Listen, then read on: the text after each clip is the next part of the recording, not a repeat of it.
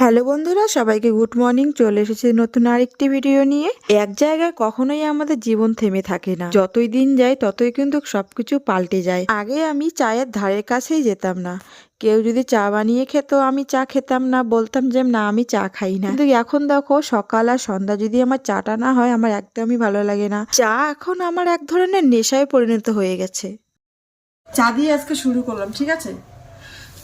খেয়ে নাও, দাও এটা দাও। মুড়িটা দিয়েছে, ও আগে খেয়ে নিচ্ছে। না, রেডি হয়ে এখন গোছগাছ কমপ্লিট করছি, তো কোথায় যাব সেটাও বলবো। একটা নাইটি নিয়ে যাচ্ছি, নাইটিটা পরবো ওখানে নিয়ে। আর এই নাইটিটা হচ্ছে বোনের, যার জিনিস তাকে দেওয়াই ভালো, নিয়ে যাচ্ছি। আমার জামা কাপড় ব্যাগ রেডি। তো এখন ঘরটা গোছাবো, নিয়ে আসবো এখানে। তো একটা ঘর এলে যা হয়, কোথাও গেলে সম্পূর্ণ গুছিয়ে রেখে যেতে হয়। আমার সুন্দর কি করলো, দেখো কি করলো। কোনো কাজ নেই, কিছু নেই, যখন যখন ঘরটা নোংরা করে এরকম করে। এদিকে ঠিক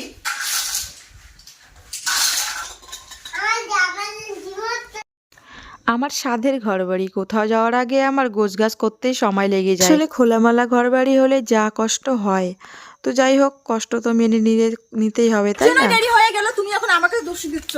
চিন্তা করে দেখো, আমি তো কখন রেডি হয়ে ওই তো তোমার সব গোটাতে হবে। হ্যাঁ, বাইরে একটা ঝাড়ুও রাখবে না, এত কিপটা। হ্যাঁ, ঝাড়ুটাও ঘরের মধ্যে ভরে রেখে দিতে। আমার একটাই ঘর সম্পূর্ণ খোলামেলা। কেউ যদি একটা জিনিস নিয়ে যায়, পরবর্তীকালে জিনিসটা করতে অন্য কষ্ট হয়, বুঝতে পারলে? তুমি ঠিক তো আছে বললে ঠিক সহজে আছে ঠিক আনতে আছে চাও না। ঠিক আছে ঠিক আছে, করো।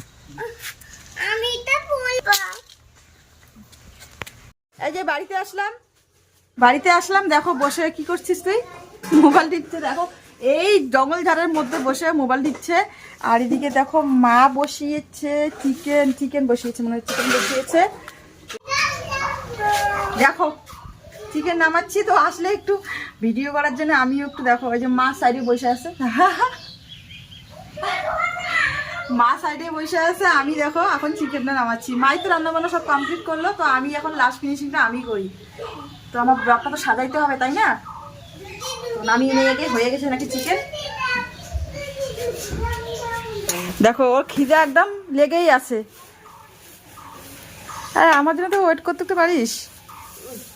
খাওয়ার সঙ্গে না খাওয়ার সম্পর্ক রাখতে নেই। এই যে এদিকে আমার মা দিকে ভাত দিয়ে দিল আমাকে, তো আমিও এখন ভাত খাবো। তো ও তো স্বার্থপর, ও একাই খাচ্ছে। তো আমি আবার কি করি, আমি না ওর সাথে খাই বসে একসাথেই। একা খেতে ভালো লাগে না। দেখো খেতে বসেছি এখন। আজকে রান্না করেছি কুমড়ো, মিষ্টি কুমড়োর তরকারি। আর বাকি তরকারিগুলো এখনো দেয়নি। বাকিগুলো এখনো দেয়নি, খালি একটাই করেনি, অনেক কিছু করেছে। তো খেলাম, সুন্দর হয়েছে। বাড়ির গাছের মিষ্টি কুমড়ো, বাড়ির গাছের, আবার খুব সুন্দর হয়েছে।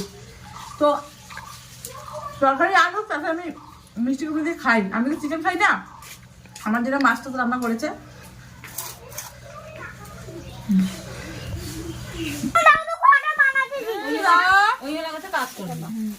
এখন যখন সন্ধ্যাবেলা মুড়ি খাচ্ছি, দেখো আমাকে না এনে দিলে মুড়ি, আমি খেতে পারছি না, দেখো ওরা দুইজনে খেয়ে শেষ করতেছে।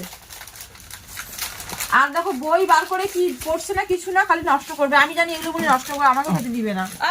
মুড়ি নষ্ট করবে না, মুড়ি নষ্ট করবে না। বিস্কুট দিল, আরে নষ্ট করতে অনেক খাবার। না না নষ্ট করতে আর এখানে বানিয়েছে দেখো লাল লাল চা। চা। লাল চা নয়, নুন চা। না, এটা লাল চা বানিয়েছে, লাল চা। তিনটা লাল চা বানিয়েছে। তো এখন সন্ধ্যাবেলাতে খেয়ে নেই, তো বসে বসে খাই আর খাই। আরে ফেলাই কেন বিস্কুট খেলে রে? ভালো লাগতেছে না, কারণ একটু চা হলে ভালো হবে। কিন্তু দিল মুড়ি এতগুলো আমি খাবো না, অতগুলো খাবো না। তুই খাই শুনে না, আমার মুড়ি চা কিচ্ছু খাই না, ভদ্র সভ্য লোক। অতি ভদ্র চোরের লক্ষণ। আমরা অসুখ আমরা খাই, এটাই বোঝানো হচ্ছে না। ও খায় না। আমরা এত চা খাই, মুড়ি খাই। দিদি রে, আমার মুড়ি দে না রে।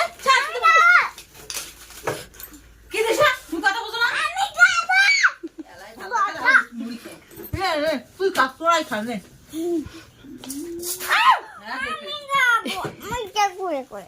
কি অবস্থা দেখো তাহলে দেখো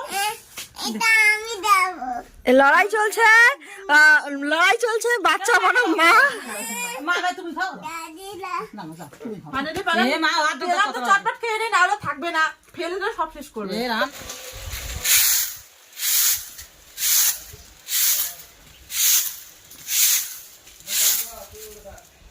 তো এটা হচ্ছে তারপরের দিনকার ভিডিও।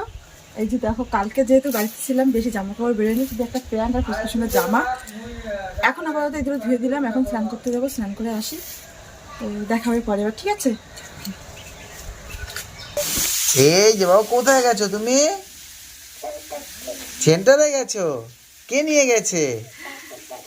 ঠাকুর দাদা নিয়ে। তো কিছুক্ষণের জন্য ছেলে বাড়িতে ছিল না, দেখো আমি কত আদর করছি, ওকে না দেখলে আমার একদমই ভালো লাগে না। তো বন্ধুরা, আজকে ব্লগটা এইভাবে শেষ করলাম এখানে।